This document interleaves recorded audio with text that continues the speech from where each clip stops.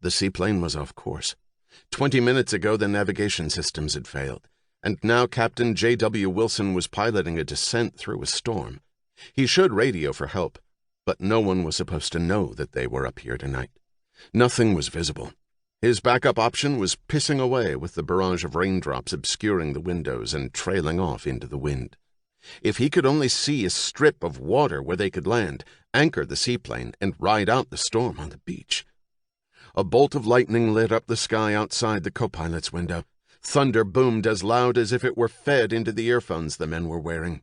The plane banked to the left as Wilson jerked the controls, eyes wide open, and then eased them back to level the plane. "Sweet Jesus, that was close, Pally," said the co-pilot, Jimmy Morris.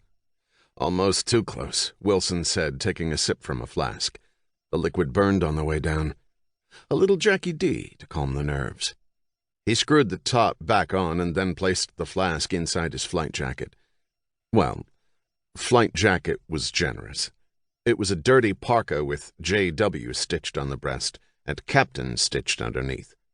They had been advised to fly without any identification in case they were searched.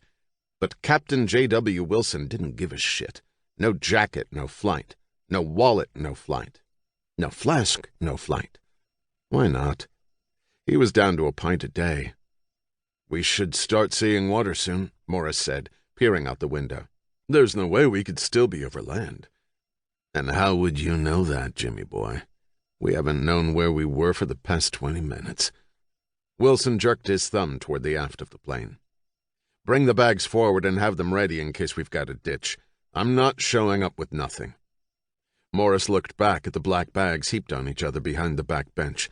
Then his eyes met Wilson's. "Ditch? Man, you think it'll come to that?" Wilson brought the bill of his tattered Boston Red Sox baseball cap. He'd never seen a Red Sox game, down close to his eyebrows, and then focused on the descent again. "Just get them." Morris unbuckled his safety harness and moved out of the cockpit. Lightning flashed again, and the plane dipped to the right this time, enough for Morris to lose his balance and hit his head on the cargo door. "For Christ's sakes, keep her level, Pally. I just about left the building." Wilson ignored him and continued to ease the controls forward. The rain stopped. There seemed to be an opening in the clouds below, and he flew toward it. As they descended, it began to snow. Morris got his footing and then knelt on the back bench. He grabbed the 2 bags and placed them on the seat next to him. Sweat beaded on his forehead, slid down his nose, and dripped onto the bench as he turned around and sat down. He started to unzip one of the bags. "Keep it closed," Wilson ordered from the cockpit. "Oh, come on, man. Don't you want to know what we've been carrying for the past 6 months? Especially now, since we might pay the piper." "You know the contract," Wilson said. "Besides," he paused, "you don't want to end up like Wilford, do you?" They both thought back to June. 5 months earlier. The plane glided to a stop on the moonlit surface of the water. Wilson shut down the engine, and Morris moved aft to open the cargo door. Water lapped against the seaplane's pontoons, and a stiff summer breeze blew into the plane. Wilson joined him, and together they positioned the 2 bags on the back bench. Once this was done, Morris jumped down onto one of the pontoons. Wilson passed him a pair of binoculars. Morris scanned the horizon. "We radio them, right?" "We maintain radio silence, Jimmy." Morris dropped the binoculars around his neck. "Oh, right," he said. Wilson could see that Morris was nervous. Couldn't blame him, though. Wilson had been scared out of his crow his first time.